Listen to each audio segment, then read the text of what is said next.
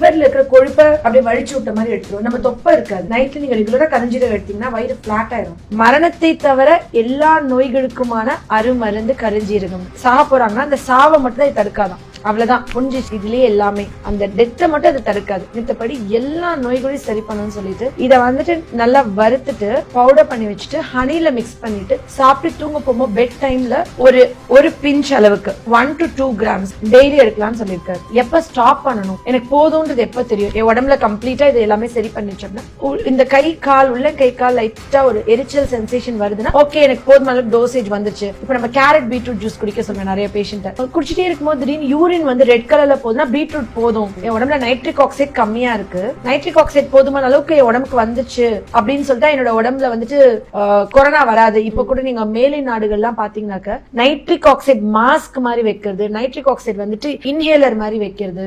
ஏன்னா nitric oxide உடம்புல நல்லா இருந்ததுன்னா கொரோனா நோய் தொற்று வந்து உடம்புல பெருசா வளரல. ஹோமியோபதியில நைஜெல்லா சட்டைவான்னு இது ஒரு மருந்தா யூஸ் பண்றோம். எல்லா கேன்சர் பேஷண்ட்ஸ்க்கும் நான் கொடுப்பேன். அப்படியே அந்த கட்டிகள்லாம் சுருங்கிடும். அவ்வளவு அழகா கேன்சரை ப்ரிவென்ட் பண்ணுது, அவ்வளவு அழகா அவங்களோட லைஃப் ஸ்பேன் ப்ரொலாங் பண்ணுது. இது வந்து இந்த கிளாண்ட்னு கிடையாது, எல்லா கிளாண்ட்லயும் ஆக்ட் பண்ணுது. குறிப்பா கணையத்துல போய் வேலை பார்த்து கணையத்தை ரிப்பேர் பண்ணி இன்சுலின் சுரக்க வச்சு சர்க்கரை நோயை முழுமையா இல்லாம ஆக்கி கொடுக்குது. நான் சுகர்னு ஆரம்பத்துல இந்த பசங்க வருவாங்க 25 வயசு 26 வயசு சுகர் வந்துருது எல்லாமே.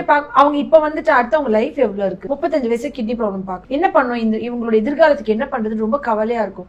ஆக்சுவலி கருஞ்சீரகம் வெந்தயம் சமாளம் எடுத்துக்கணும், 100 கிராம் வச்சுக்கோ, ஓமம் ஒரு 50 கிராம், இந்த மாதிரி ப்ரொபோர்ஷன்ல எடுத்து இதை நல்லா வறுத்துட்டு பவுடர் பண்ணி வச்சுட்டு நைட் கால் டம்ளர்ல 1 டீஸ்பூன் குடிக்க சொல்வேன். பிசிஓடி கருமுட்டை நீர்க்கட்டிகள், மென்சஸே ஆகல, இர்ரெகுலர் பீரியட்ஸ் ஒழுங்காவே ஆகல, இவங்க எல்லாருக்கும் இது ஒரு பெஸ்ட் மெடிசன். எல்லா கிளாண்டுனா ஆண்களோட விதப்பையில இருந்து பெண்களோட கருமுட்டை வரைக்கும் வேலை பார்க்குது. இந்த ரேடியேஷன் போன்னால நிறைய உயிரணுக்கள் இல்ல, குழந்தை இல்ல கன்சீவ் வரைக்கும் சாப்பிட சொல்லுவேன். கன்சீவ் ஆயிட்டாங்கன்னா ஸ்டாப் பண்ண சொல்லிடுவேன். இதான ஒடுத்தவங்க மட்டும், ஓவர் ப்ளீடிங் இருக்கவங்க மட்டும் இது சாப்பிடக்கூடாது. ஏன் அப்படின்னா இது வந்துட்டு பிளட் கிளாட் ஆகாம, யோசிச்சு பாருங்களேன், இந்த கொரோனாக்கு அப்புறம் ஹார்ட் அட்டாக் அப்படின்னு ஒரு பயம் வருது இல்ல, எத்தனை பேர் வீட்டுல ஹார்ட் அட்டாக்ல இறந்து போறாங்க. கொரோனாக்கு அப்புறம் ஹார்ட் அட்டாக் வரக்கூடாது, எங்கேயுமே பிளட் கிளாட் ஆகக்கூடாது, ஒரே மருந்து கருஞ்சீரகம் ரெகுலரா எடுத்தவங்களுக்கு ஹார்ட் அட்டாக் வர வாய்ப்பே இல்லை. ஏன்னா இதுல தைமோக்வைன் ஒன்று இருக்கு. தைமோக்வைன் பிளட் கிளாட் ஆகாம பிரிவென்ட் பண்ண, இருதய ரத்த குழாய்களை கிளாட் ஆகாம அடைக்காம இருக்கிறதுக்கு பயங்கரமா ஹெல்ப் பண்ணுது. டெய்லியுமே நம்ம எடுத்துக்கலாமா இல்ல டெய்லியுமே எடுத்துக்கலாம். Actually 1 gram 2 gram okay. இதை வந்துட்டு ஆயிலா அப்ளை பண்ணிக்குவாங்க நிறைய பேர், ஆயிலா குடிப்பாங்க 1 ml அந்த மாதிரி. நான் சொல்லுவேன் கருஞ்சீரகத்தை வறுத்து பவுடர் பண்ணிட்டு, சும்மா சுகர் பேஷண்ட்ஸா இருந்தாலும் வெந்தயம் எடுத்துக்கலாம்.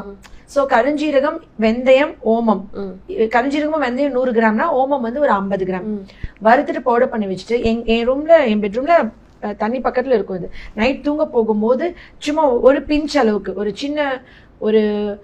சின்ன நெல்லிக்காய் விதை சைஸ்க்கு எடுத்தா போதும், சும்மா ஒரு ஸ்பூன்ல எடுத்து அந்த எட்ஜை மட்டும் சாப்பிட்டு தண்ணி குடிச்சு தூங்கிடுவேன்.